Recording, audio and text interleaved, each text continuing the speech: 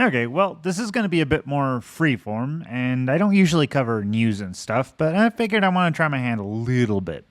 Well, as you all might know by now, because my videos are usually a bit later than most things, the Behavior has sent out a thing to talk about their changes. They're going to go with new quality of life updates.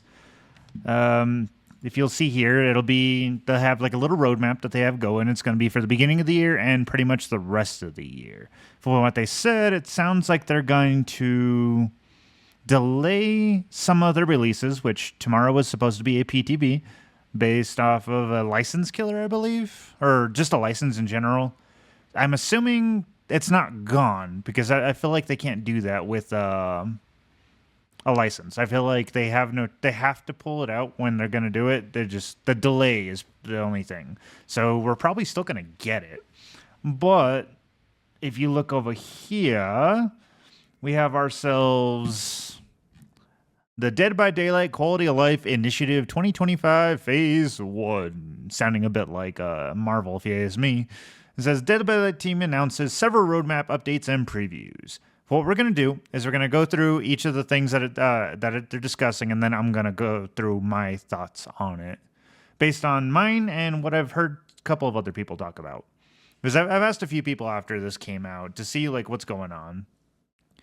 But according to this, they're going to go with anti-slugging, surrender option, gamma settings, go next prevention, hiding and body blocking prevention, spawn rules and map offering balancing, improved AFK bots, as well as quality of life bulk, blood point spending, new quest system, more perk presets, preview your perks in lobby. We'll go over the next one when that comes out because we can't really do much about that. But let's see. To accommodate for the scope of this initiative, we've decided to delay several of our upcoming releases, including chapters, rifts, event modifiers, and collections. That means the PTB tomorrow will be delayed, but rest assured we do not make this lightly. What they're starting with, we're going with the surrender state. Team has been working on a surrender feature, which should limit player frustration on both sides. To get it right, we first need to identify the situations where its use would be most appropriate, leading us to two scenarios. All remaining survivors have been slugged, survivor, or all remaining survivors are bots, killer. Once these instances occur, players will be able to use the surrender option, ending the trial while retaining the blood points they've earned and escaping the disconnect penalty. Gamma adjustments. Dead by Daylight can get a little dark, not just thematically, and sometimes excessive darkness can hinder playability. We're introducing the ability to adjust gamma settings on all platforms, allowing you to find a sweet spot without sacrificing the intended artistic direction. Go Next Prevention. The Go Next expression refers to instances where a survivor deliberately does everything in their power to quickly go to their next game, including walking up to the killer and standing still, running to a hook and repeatedly pointing at it, or, most commonly, intentionally failing skill checks while on hook. To disincentivize and properly penalize this behavior, we'll be implementing measures that will help us identify when a player is attempting to go next. Once identified, they'll receive a disconnection penalty point and lose an entire grade. We'll be keeping a close eye on the system to ensure its accuracy, but we're confident that this will help alleviate the issue. On the other hand, we'd like to reward players who stick it out through those challenging matches, even when things take their dire turn, while moving forward with a new emblem-based multiplier that grants additional blood points during your following match, with a bonus stacking over consecutive trials.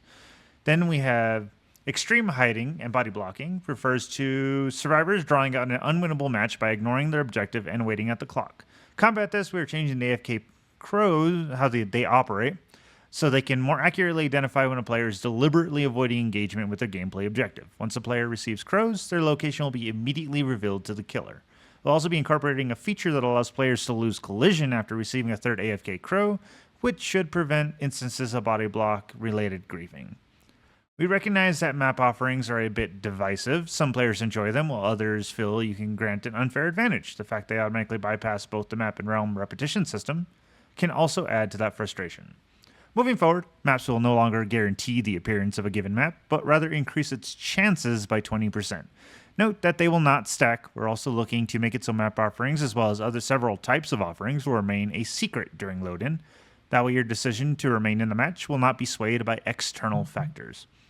Spawn rules. Survivors' spawn placements can have a significant impact on a trial's outcome. An observation that has been repeatedly recognized by our community, it's become clear that survivors spawning separately, and thereby covering more ground, allows them to gain a notable advantage in completing their objective.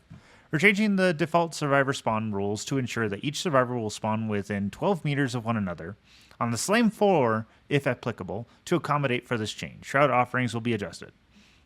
Improved AFK Bot detection.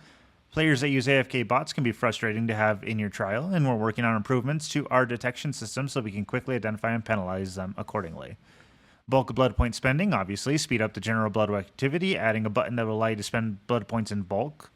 Quest system, previously announced last year, the quest system is part of a larger update to the archives and rifts, so expect more information in an article. That will be reworking the challenge system as well as daily rituals to reduce the grind, making it easier to earn rewards. Perk Loadouts and preview. After a successful round of A/B testing, we'll be allowing players to see their own perk loadouts while in a lobby, as well as adding additional perk loadout slots. We believe these changes will be overall benefit to Dead by Daylight's health, further establishing a positive gaming environment for all our players. We'd also like to thank you for your patience. Okay, for this part, I want to talk about each individual one. For the surrender state, I like the idea. I definitely like the idea of being able to surrender when you have all been slugged. I like the idea of being able to surrender when the killer is stuck with just bots, because I've had that happen to me multiple times. I've had the slugging happen to me multiple times, and it's just a bad feeling. Especially on the killer side with just bots, it's like, well, why do I continue this game? There is nothing there. However, I do think one change for this would be like for killer, if you DC because you have a bunch of full bots, I would like it if you got full points for that match. I mean, that sounds exploitable, but think about it. Like, if you surrender right away, you're only getting the points that you get. And if everyone DC'd early on, you're not getting anything out of it. Sure, you're going to the next match, but like, you wasted possibly your add-ons. You wasted your time. You know, like, okay. And then for survivors, same thing. You wasted your item. You wasted your offerings. You wasted your item add-ons. And sure, I know those are easy to get back with a blood web, but like, that's kind of messed up. Like, to lose all that, that's kind of messed up.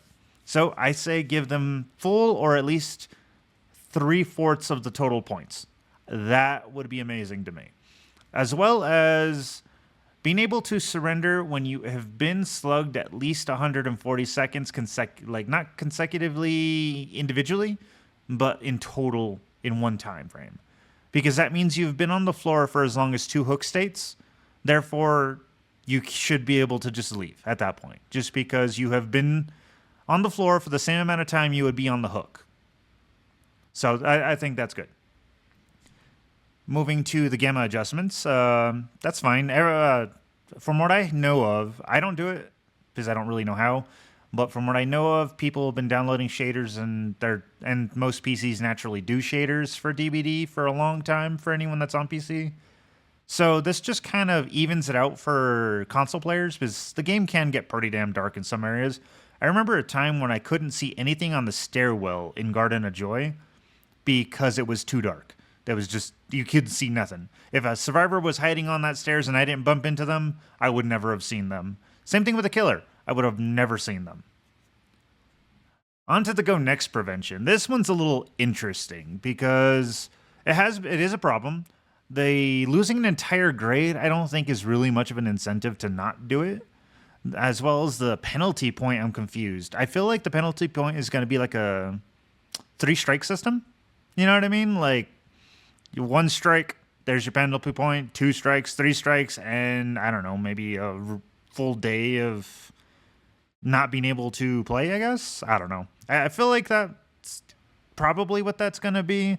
Although I'm not 100% how they're going to figure out the go next system.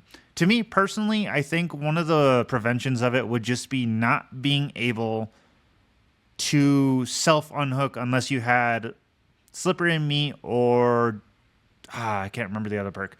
The one where you get a safe unhook and then you get yourself off. Deliverance. I feel like unless you have those 2 perks or other perks relating to specifically getting yourself off hook, because I believe there's the Sable one too, I don't think you should be allowed to even attempt. Like, don't get me wrong, that 3% or 2% or whatever, I can't remember the number at the moment. If you can tell, this isn't scripted, but that small percentage sure is fun and it's exhilarating to get it, but like, what does it really offer you if 9 times out of 10 you're just gonna die from it? I feel like that is one of the things that's definitely allowing this Go Next to continue, because they can freely kill themselves on hook. I don't understand it. I don't know. I'm one of those people that plays to the end. Whether I'm losing or winning, I'm playing to the end. Even if I have to save someone to get free blood points at the end and it's only me and them left and the killer's looking at me. But yeah, I don't know. We'll have to see what it does. I like the idea of the consecutive trials thing that gives you like a ramping thing based on how many you've completed. So if you're not want someone going next or something, that's just a boon, which is kind of awesome. I like it. But I really don't think I don't know. I don't think it's far enough. Either that or it's just not in the right direction.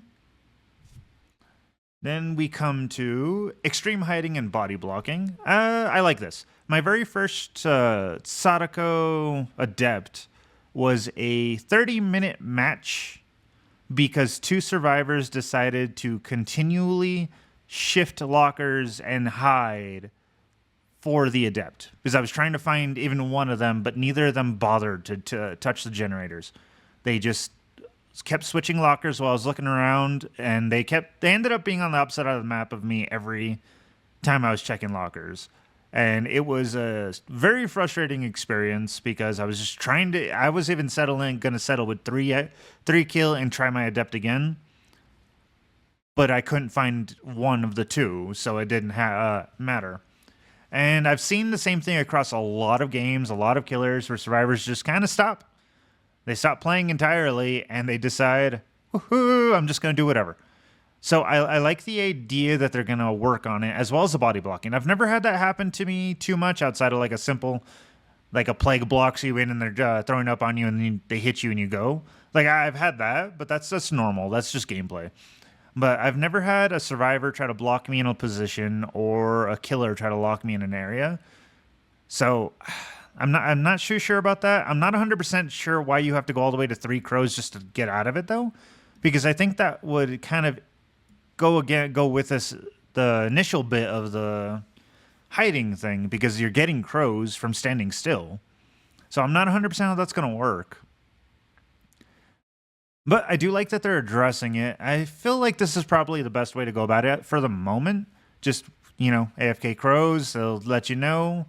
I just don't know what they're going to be looking for specifically. On to map offerings, which I do agree is divisive. I personally have never liked the idea of map offerings. I like the idea that DBD is a game where you can go in and you're going to get whatever you're going to get. Whatever killer, whatever map, whatever loadout. I like the idea.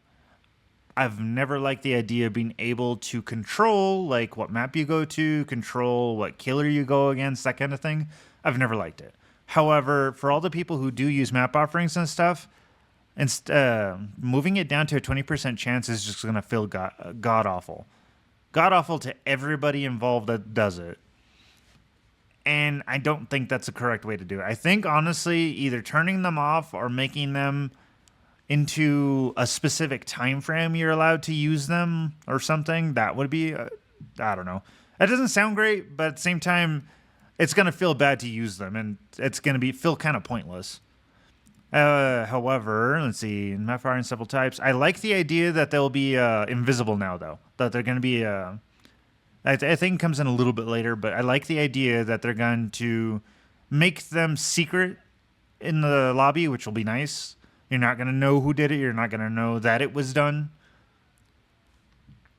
Spawn rolls. I am not sure how I feel about this. As a survivor, it is nice to know that you're in different locations, because when the killer comes, he's not just pressuring all 4 of you at once, which is amazing. But this is going to stop that. This is going to ensure that all survivors are right next to each other, basically, every match. Though that's one thing you really don't want, and I think that's kind of too big of a bonus. to give to killers. I really don't like the idea. As well as on the killer side, I just think it's kind of unfair to put them all in the same spot. Like, I like that the random spawn puts you there. I just don't like if it's confirmed to do that. AFK bot prevention. I don't know about you guys, but I don't think I've ever noticed if that was an AFK bot working in the trial, whether it's a killer or survivor. If you guys have noticed it or you've come across this a lot of times, let me know. I don't think I've ever seen it, and if I do, I really don't think that if it's like a killer, I don't think that's a very good killer. I feel like it would just kind of straight shot onto everything, you know, because it's AFK. It's not like AI thinking about it. So this one I have nothing on. The bulk blood point spending, of course, absolutely amazing. I love that they increased our speed at doing it already, but I definitely want more. What I want out of it, though, is to be able to pick what you want the blood web to go for specifically, and then just hit a button and let it go till your points are gone. Or designate how many points you want to put in, and then the game just kind of spends them for you on that tree. But I do want a means to pick what you want the blood web to prioritize. Like if you want a specific add-on, you want a specific item, I want that. Quest system. This I want. This reminds me of like mobile games, basically. And what I want out of it, though, I want the ability to, like, for each week or maybe 2 weeks, I don't know, for them to put up a thing where if you use a specific character or a specific perk, or both, you gain a blood point bonus for using those in your match. That way, it'll make people run certain characters, certain killers, certain perks, because it gives a blood point bonus, and it'll give more to underutilized characters and perks, as well as make people get out of their comfort system. They don't have to if they don't want to. However, if they do that, I want them to be a set of 2 for each one, where the survivor and perks and killer and perks are both always available. So like the base game characters like Trapper, Dwight, Claudette, Nurse. Is Nurse? I don't know if Nurse is base game. It's been a while. But that alongside a killer that you have to get, or survivor you have to get. So that way, even if you don't have them, you'll always have the base game ones to get the blood point bonus on. I like that as a quest system. It'll give extra bonus, and then maybe, I don't know, challenges to use a certain character a certain amount of times, certain perks, certain amount, you know what I mean? Next, we have Perk Loadout and Preview. This sounds, at first glance, like it's the one where people can see other people's perks. And rereading it, it doesn't sound like that to me at all. It sounds to me like what the PC has had a couple of people. I've seen some streamers with it where their perks will show up on their lobby, only they will see it though. But I like the idea of the extra loadouts. I saw someone earlier say that they like the idea of copying and pasting, so you can copy and paste your loadout across to another loadout section, like from Claudette over to Kate. You know what I mean? The exact same perks, you just copy it onto her. Boom. You know, like that'd be a cool little loadout system. You do that for killers, from one killer to another, the same perks moved over. I like the idea, but yeah. In conclusion of that, though, I like the idea where they're going. I think I saw something somewhere about prestige rewards. That'll be nice. But we'll talk about that when they get to that in Phase 2. However, I like the idea they're going. I don't mind that they're pushing back stuff. I've always said I would love for a quality of life setup or just bug fixes in general over a new license or a new chapter. Hell, just a health chapter in general would be amazing. And I'm glad they're working on it, but I am still concerned because behavior has a habit of messing up with things. Like, they'll make an update or a change, and it's great, but then it breaks something else. So with all these quality of life updates and stuff, I'm expecting, due to what they've done before, I'm expecting things to go wrong. But I am cautiously optimistic about the whole thing. But with that, we'll see you guys in the next video.